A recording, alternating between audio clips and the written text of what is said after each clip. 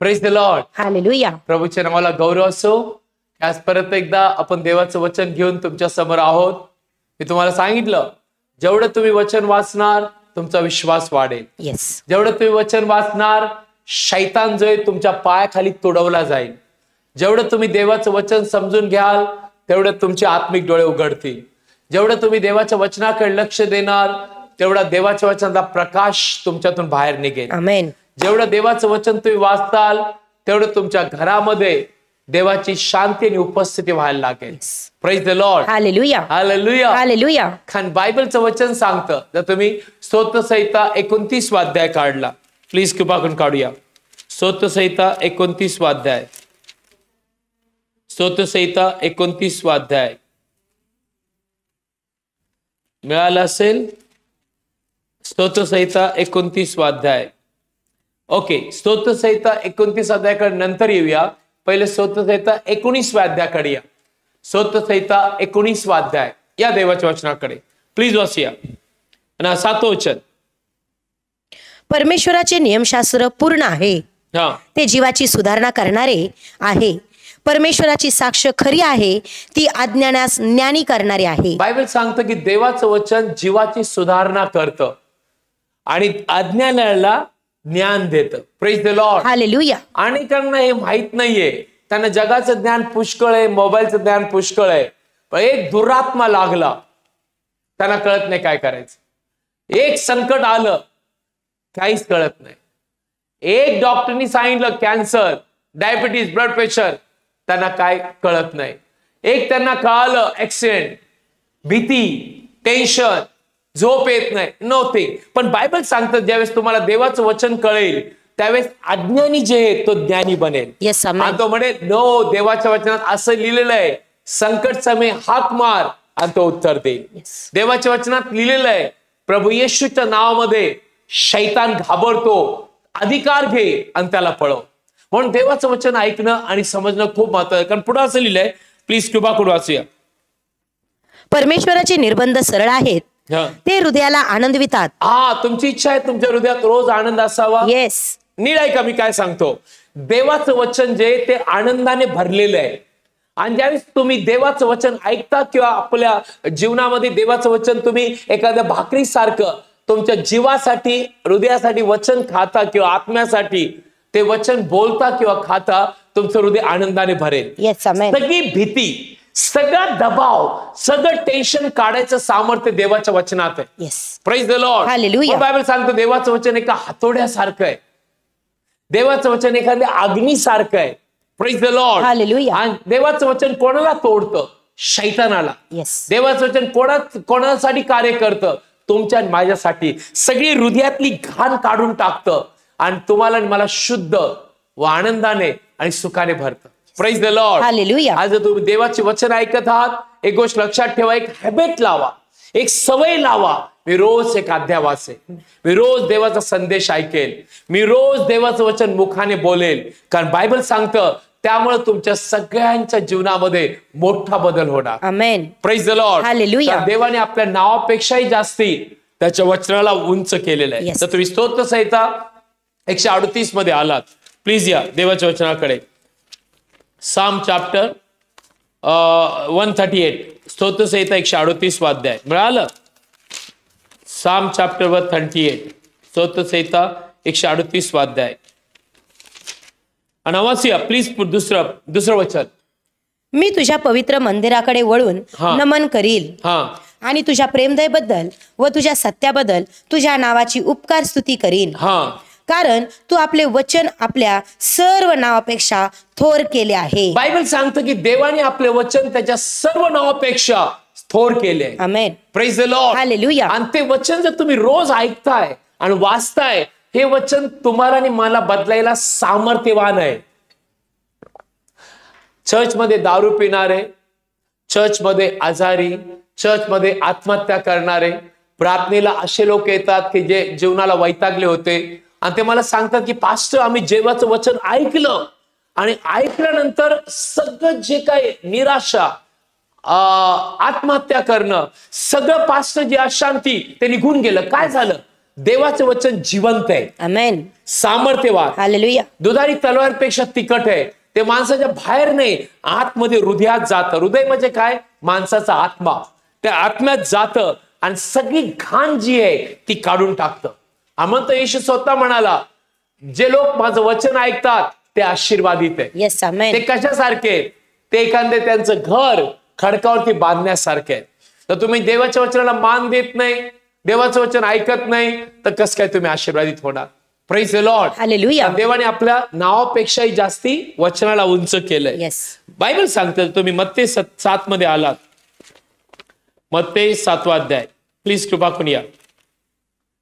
मत्ते 7वा अध्याय आणि बायबल असं सांगतं 24वं वचन, प्लीज वाचूया. ऐका देवाचं वचन.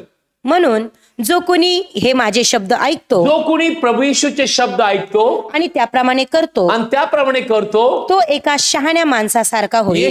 प्रभू येशू त्याला शहाणा म्हणतोय. Praise the Lord, hallelujah. याचा अर्थ जो नाही ऐकत त्याला देव मूर्ख म्हणतोय ना. पुढचं वचन, त्याने आपले घर खडकावर बांधले. बायबल सांगतं त्याने आपले घर खडकावर बांधले. खडकावर बांधले. मग पाऊस पडला, पाऊस पडला, व पूर आले, वारेही सुटले, आणि त्या घरास लागले, त्या घराला लागले, तरी ते पडले नाही. तरी ते घर पडले नाही, कारण की ते घर जे आहे प्रभू येशूच्या वचनावरती. आणि देव ह्या घराविषयी नाही बोलत भिंतीविषयी, तुमच्या जीवनाच्या घराविषयी बोलतोय. तुमचं जीवन जे आहे ते येशूचं राहण्याचं, पवित्र आत्म्याचं राहण्याचं ठिकाण आहे.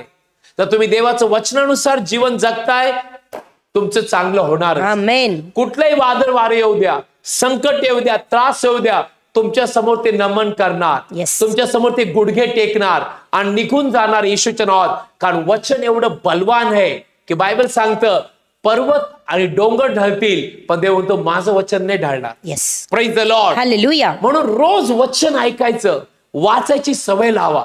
तुम्ही आजारी आहात, डॉक्टरने तुम्हाला डायबिटीस सांगितलंय, तुमच्या घरामध्ये भांडणं आहेत, दारू आहे, रोज म्हणा येशूच्या नावात माझ्या घरामध्ये देवाच्या वचनाद्वारे अंधार नाही राहणार, पण देवाच्या वचनाचा प्रकाश माझ्या घरात राहणार. येस, आमेन. देवाचं वचन माझ्या घरातला सगळं वाईट काढून टाकेल. आणि देवाचं वचन येशूच्या नावामध्ये मी आज्ञा देते की माझ्या घरात देवाच्या वचनाचा मोठा गजर होणार. Amen, hallelujah, hallelujah, praise the Lord. Hallelujah. अंधारामध्ये बोला की माझ्या घरात देवाचं वचन प्रकाश आणेल. येस, आजारात म्हणा की देवाचं वचन माझ्यासाठी आरोग्य आणणार आहे. कारण स्तोत्र संहिता 107 आणि 20 वचन, प्लीज वाचूया. ऐका देवाचं वचन. साम चॅप्टर 107, स्तोत्र संहिता 107 अध्याय आणि 20 वचन, प्लीज वाचूया. तो आपले वचन पाठवतो आणि त्यांना बरे करतो. बायबल सांगतं देव काय पाठवतो. आज तुमच्यापर्यंत काय येते? वचन. आम्ही नाही येऊ शकत, स्वतः देव स्वर्ग सोडून येत नाही, पण देव काय पाठवतो? वचन. वचन म्हणजे स्वतः प्रभू येशू आहे. येस, तो येतो आणि वचन जे वचनाद्वारे ते सगळं झालंय. बायबल सांगतो देव बोलला उत्पत्तीमध्ये, स्वर्ग पृथ्वी तयार, आकाश सर्व काय तयार झालं. आणि तेच वचन आज तुम्ही ऐकताय, तर तुमच्यासाठी जे काय आहे देवाचं वचन तयार करायचं सामर्थ्य आहे. आमेन. म्हणून प्रेषित पौल काय म्हटला? प्रेषितांचे कृत्य, प्लीज 20 अध्याय, ज्यांच्याकडे बायबल त्यांनी कृपा करून काढूया. प्रेषितांचे कृत्य 20 अध्यायामध्ये आपण आहोत. मिळालं? आमेन. केलं बंद. 32 वचन, प्रेषितांचे कृत्य 20 अध्याय आणि 32 वचन, प्लीज वाचूया. तर आता मी तुम्हास देवाकडे व त्याच्या कृपेच्या शब्दाकडे निरवून देतो. प्रेषित पौल म्हणतो मी तुम्हाला देवाकडे त्याच्या कृपेच्या शब्दाकडे, वचनाकडे सोपून देतो. Yes. का? कारण की वचन काय करताय का? तो तुमची वृद्धी करायला आणि सर्व पवित्र केलेल्यांमध्ये तुम्हास वतन द्यायला समर्थ आहे. कोण? देवाचं वचन. Yes, amen. Hallelujah, hallelujah. देवाचं वचन तुमची वृद्धी करणार. तुम्हाला जे काही प्रभू येशूमध्ये वतन आहे ते 100% देवबाप मिळून दिलेलं आहे. तुम्हाला फक्त वचन ऐकायचंय. येस. आज तुम्ही आजारी असताल तर फक्त देवाच्या वचनात म्हणा की येशूला बसलेल्या माराच्या वाळाने मला आरोग्य मिळालेलं आहे. आमेन. मी येशूच्या नावात ते आरोग्य स्वीकारतो माझ्या शरीरात. येस. आज जर तुम्ही जीवनाला वैतागले असताल तर म्हणा येशूच्या नावामध्ये माझं येशू जो जीवन देतो ते जीवन मी स्वीकारत आहे आणि सगळी निराशा निघून जा येशूच्या नावात. येस, आमेन. तुमच्यामध्ये जीवन व्हायला लागेल. हालेलुया. बायबल सांगते एक शंभरणी बाई ज्यावेळेस ती याकोबाच्या विहिरीवरती पाणी भरायला आली येशू तिला भेटला. येशू ज्यावेळेस भेटला, येशूने तिला पाणी मागितलं. तर म्हणला की ती बाई म्हटली, ओके तू यहुदी आहे, आम्ही शमरोनी आहे, पाणी देवाणघेवाण नसते. येशू म्हणला, जो तुला पाणी मागतोय तो जर तुला कळाला असता कोण आहे, तू तर त्याच्याकडे पाणी मागितलं असतं आणि त्याने तुला जिवंत पाणी दिलं असतं आणि तुझ्या आतून जिवंत पाण्याच्या नद्या वाहिल्या असत्या, जीवनाचं पाणी दिलं असतं. ती बाई म्हटली, मला ते पाणी पाहिजे, पाणी पाहिजे. मग येशू म्हणला, जा तुझ्या नवऱ्याला आण. मग ती म्हटली, नाहीये. मग येशू म्हणला, ओके. पण येशू ज्यावेळेस ती ऐकत गेली, बायबल सांगतात तिने तिची जी घागर होती ती तिथंच टाकली आणि तिला कळालं, जो माझ्याशी बोलतोय तो जीवनाचं पाणी देणार आहे. येस, आमेन. तो जीवन बदलणारा देव आहे. हालेलुया. आणि तिला कळालं, कारण येशूने सगळं तिचं सांगितलं, तुला 5 नवरे आहेत, तू पापात जगते आणि तू समाधानी नाहीये, पण आज येशू तुला भेटायला आलाय. Praise the Lord. हालेलुया. येशू म्हणला, याकोबाच्या विहिरीतलं पाणी तुम्हाला तृप्त नाही करणार, पण मी तुला जिवंत पाणी देईन. आमेन. बस माझी इच्छा आहे, योहान 4 अध्यायामध्ये मग मी प्रार्थना करेन. जॉन चॅप्टर 4 लवकर येऊया. वाचूया 14 वचन, 13-14. येशूने तिला उत्तर देऊन म्हटले, जो कोणी या पाण्यातले पितो त्याला पुन्हा तहान लागेल, परंतु जो कोणी जे पाणी मी त्याला देईल त्यातले पिईल त्याला कधीही तहान लागणारच नाही. तर जे पाणी मी त्याला देईन ते त्याच्यामध्ये सर्व काळच्या जीवनासाठी उपळत्या पाण्याचा झरा असे होईल. आणि बायबल सांगतं सर्व काळच्या जीवनासाठी उपळता झरा होईल. आणि या बाईने विश्वास ठेवला आणि बायबल सांगतं येशूला स्वीकारलं, गावात गेली, सगळ्या गावाला तिने येशूकडे आणलं. काय बोलली, जे मी केलं ते त्यांनी सर्व सांगितलं तो ह्या गावात आलाय. येस. आणि बायबल सांगतं त्या बाईद्वारे सगळं गाव तारलं गेलं. आमेन. आणि आज त्या बाईचं जीवन तृप्त झालं. तिने जुना स्वभाव, सगळे घागर सगळं टाकून दिलं आणि तिला येशू मिळाला. आज तोच प्रभू येशू ख्रिस्त, त्याचं वचन जर तुम्ही ऐकलं आणि त्याच्या वचनावरती विश्वास ठेवला, रोज वचन वाचलं, रोज देवाच्या वचनानुसार बोलू लागले की परमेश्वर माझा मेंढपाळ आहे आणि मला काही उन्हा पडणार नाही. तर तुम्ही रोज म्हटला की जो जगात आहे त्यापेक्षा जो माझ्यात आहे तो मोठा आहे. तर तुम्ही रोज म्हटला मी गोड झोपेल कारण देव मला चांगली झोप देणार आहे. तुम्ही रोज म्हटला नो मी कशालाही भिणार नाही कारण देवाने मला घाबरण्याचा आत्मा नाही दिला. तुम्ही रोज म्हटला देवाच्या वचनात लिहिलेलं आहे की प्रभू मला केव्हाच सोडणार नाही आणि केव्हाच टाकणार नाही. Praise the Lord. हालेलुया.